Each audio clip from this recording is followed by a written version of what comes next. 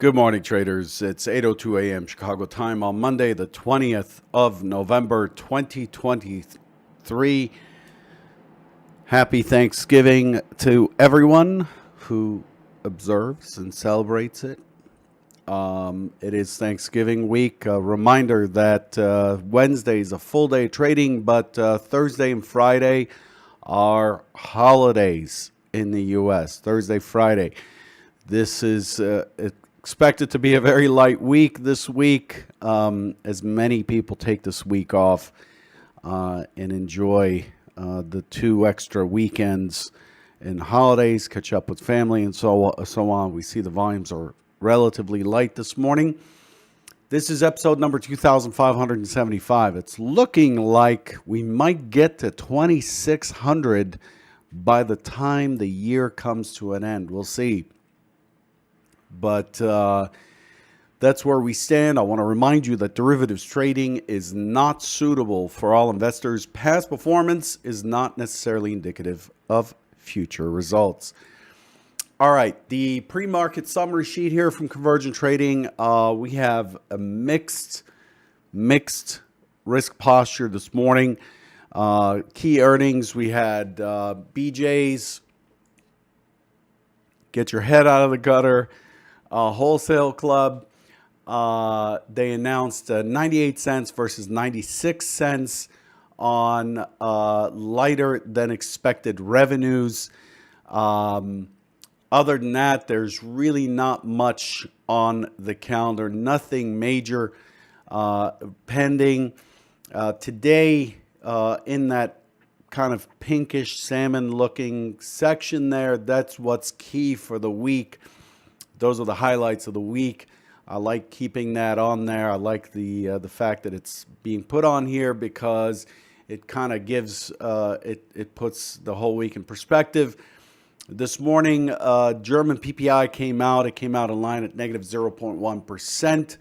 Other than that, there really isn't much on deck today except for the Reserve Bank of Australia's meeting minutes, which are at 7:30 p.m. Looking at the rest of the week, since it is Monday, we have tomorrow we have inflation out of Canada, the FOMC minutes. We do have NVIDIA, Lowe's, Analog Devices, and Dell reporting. Wednesday, we get durable goods, initial claims, EIA inventories, and Deere, the farming and construction equipment manufacturer. Thursday, we have a German HCOB manufacturing PMI number, and we get Japan inflation. Reporting is PDD Holdings. And then Friday, we have the German IFO business climate. Again, Thursday and Friday are holidays here in the U.S. I will not be around when those days come around, and that's that. What's on the news today? Fairly light news flow, and overall, the biggest piece is that the Nikkei 225 broke its high of year, the highs to date, and printed at levels not seen since 1990. 1990, that's the year I came to the U.S. as a student, as a lowly immigrant student. So that's a long time ago. And the Nikkei is just kind of blowing up. The other news was OpenAI's Sam Altman was kicked out by the board of OpenAI, was fired as CEO, and hours later, stock owners in OpenAI were fighting to get him back. And then hours later, it was announced that he's joined Microsoft to lead up a new AI team within Microsoft. So we saw a pop higher at Microsoft by about 2% pre-market. This was the big news. China's drafting a whitelist of 50 developers for financing boost. China's trying to instill confidence in its real estate developer business. This is, China is trying to avoid dumping money in its real estate market, which is troubled. And this is just their way of doing it without calling it stimulus. Citi is reported to have cut 300 manager roles in its restructuring. What's left for today? There really isn't much. We do have Bank of England's Governor Bailey speaking at 1:45 Eastern, and then the Reserve Bank of Australia's Bullock and Schwartz, and then we have the meeting minutes at 7:30. That's it. Very, very light. Notice the rotation. The rotations came out last night or yesterday for Convergent members. Here they are for the most popular products, and they have dropped quite a bit. S&P dropping to 5.5 points per rotation. That's describing what does this mean, just so you know. What this is doing is looking at a 1-minute chart. It's plotting the swing magnitude high to low, market structure high to market structure low, and it does this for 1,000 rotations or so, and then it figures out the first standard deviation or the value high of those numbers, and it tells us what the normal rotation is. What is considered normal, not common, but normal. Up to how much is a normal rotation? When does it start to go into the second or third standard deviation? That's information that we have separately. But for one standard deviation, the S&P's harmonic is currently 5.5 points. It was 6.25. For the Nasdaq, has dropped quite a bit to 22 points basically. The RTY 3 points, and the Dow 36 points, and crude 27 ticks, and you can see all of these are pointing down.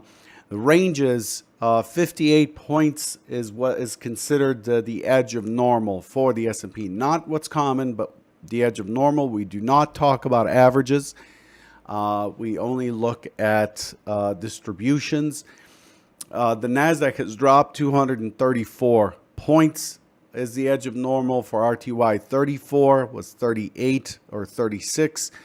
For the Dow, 430, and crude holds steady at $2.40 in any given day. Looking at the S&P is in a multi-distribution profile. We'll pull up the chart in a second. Multi-distribution profile.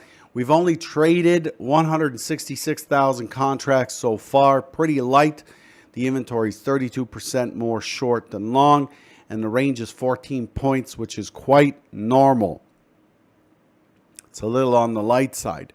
The point of control hovering around 45.25, which is actually a pretty important reference for today.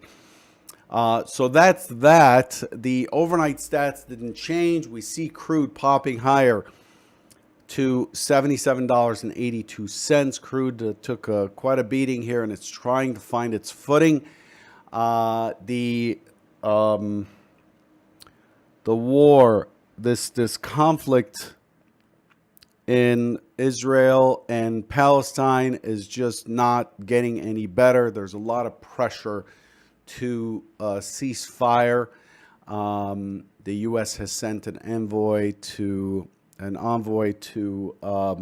Israel today to try to negotiate that, but it's pretty terrible over there. There's still a lot of rhetoric, and it looks like more countries are being involved in this. Yemen, which has hijacked a ship today that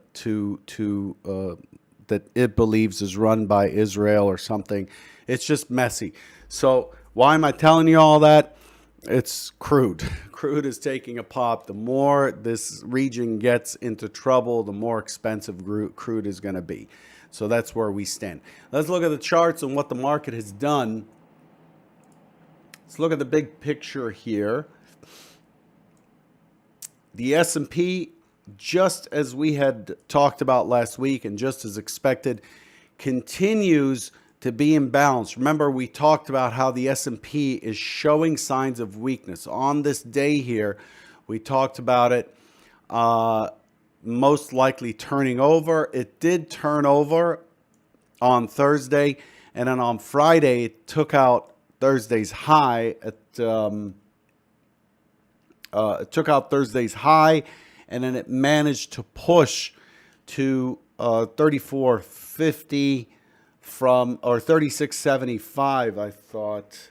36.70, 34.50. What? Got my numbers wrong here. Yeah, 36.75 is that double TPO high. I've got those numbers wrong in my notes on Convergent. And it pushed to 34.50. The expectation is it would very, very likely test the point of control, consolidate here for a while, and then start to push towards that double TPO high at 36.75. A break of that is likely to take us up into 45 and then ultimately 50, 55, or 54 having a naked point of control. That was the key idea from Friday. What it did here is it opened basically where it closed on Thursday, moved down to check the point of control of the prior day, check balance. The next area it might have tested was the 1075. Couldn't get down there. As soon as it poked through the IB low, came back in, consolidated for a while, and we finally went neutral on the day. But pretty weak trade, pretty awful rotations on Friday. Very tough to trade in my opinion. It ended up finishing above the IB, finishing on the bullish side this morning. The primary scenario, as we're talking here, we're at 31. The expectation is a push down into the 25 area, potentially consolidating for quite a bit of the session, and then ultimately squeezing higher through that 36.75, and then starting to explore towards the 45.50 area before it dies out. That's the primary scenario. If it takes out Friday's high, checks for liquidity, and comes back in and then starts to move the other way, then the expectation is it's likely to fall into the MC point of control. We have us another day or so of just accumulating volume or accumulating energy for the break. The thing to notice is that we have a gap below us. We have another gap, balance, and we have another gap below that. And we have not given up much territory up here. So as far as I'm concerned, the buyers are in control. The market condition is balanced currently. So you can see here we're building nice balance. And if you recall, as long as we stay above the 4,500, then the buyers are sitting pretty and most likely going to see 45.50 above. 45.50 above. That's how it's set up. So if you look at it on a big picture chart, we've run up, gap, consolidate, and the next move is expected to be another gap. There's not much here to hold this back. So to me, it just doesn't seem like the market's willing to give up any territory. So here it is. You can see, as I zoom out, you could see how it's consolidating up here. So we've gapped, consolidated, gapped again, and are consolidating. And unless the market says something different, the expectation is for it to continue higher, continue to explore higher, because clearly it hasn't found the sellers, because it hasn't had any rejection, and we have not had an excess high. The most recent high is a double TPO high, which is a weak high. So very high probability that 36.75 is going to go. So that's where that's what this is showing me currently. Unless we break the 4,500 and start moving lower, we're really looking for higher prices from here. Okay, the overall auction, shorter term, There's Friday, just kind of a mess. You can see how tight it is. Um, compare the number of bars in this day. This is a PNF chart to the number of bars in this day, which was also consolidation day, to the number of bars in this day. This is all just very quiet currently. Volume has been sapped out. The VIX falling. This is very typical of a market that's in a rally. And in the overnight session, when we pull into the overnight session, I mean, yeah, okay, we pulled back, we tested, we broke that low by a little bit, then we came back in, higher low, we broke higher. We have a double distribution profile at the settlement price, so I expect it to come back to the settlement. We have the point of control, not point of control, we have the VWAP and mid right at the settlement price. We have the point of control below us. It's not really looking all that hot in terms of imbalance. And just remember, the money is made. The easier money can be made at any point, lost at any point in the market, but the easier money's made when the market out of balance, when the market is in a price discovery mode, rather than chopping around and it's going from value to value, right? You can trade that, but it's not as profitable. Looking at the NQ, it has the same condition, completely balanced and sitting sideways. Let's include Friday's action right here. Yep. Friday's action. See, the NQ point of control is in the 15,865-ish area. What is that value? Yeah, 65, 66, 865, 866. We're opening above. This has some pretty decent support below. I expect it to dip a little bit, consolidate for quite some time, and also start to push higher and squeeze. The target for the NQ is this naked point of control on 16,000 above. Not much to say about the NQ. Crude is interesting in that we talked, called out crude pretty well. An imbalance down, consolidate, break lower, pulls back, unable to get back into the above balance, but managed to hold the composite point of control at 78.23. Retests, broke lower, so this is the extension. So this is the impulse continuation. We managed to get an extension, and now we're probably in a corrective cycle, and crude is likely to target 80 for a retest. This last high is very likely to be its next test area, and I expect crude to hold steady in the upper 70s here, between 78 and 80 for some time. So crude has opened. It has checked up 4 ticks, tested up 4 ticks, and is responsive currently. Crude did manage to be in an inside day, which was what was expected on Friday. I talked about Friday being an inside day, which is what it did. It is running relatively thin right now, but it managed to consolidate and hold an inside day, and now we're gapping up. Again, some geopolitical news flow over the weekend, and we're back in this 78-ish area. It's like, where did it open? 77.94 or so. Went to 77.98. So it's right in here, right in this balance zone, right in here. And I expect it to just stick here for a bit. Crude is likely to be tricky. That's it. We've covered everything we need to cover. Take it easy this week. It is a holiday week, and it's likely to be fairly choppy. Does it mean that we don't trade at all? It just means that we have to wait for our A+ setups to get sucked into the market. Don't just jump for jump in for every little, flutter that the market has. Good luck. Don't hit the like button. Don't forget to subscribe to the channel, and I'll catch you soon. Take care.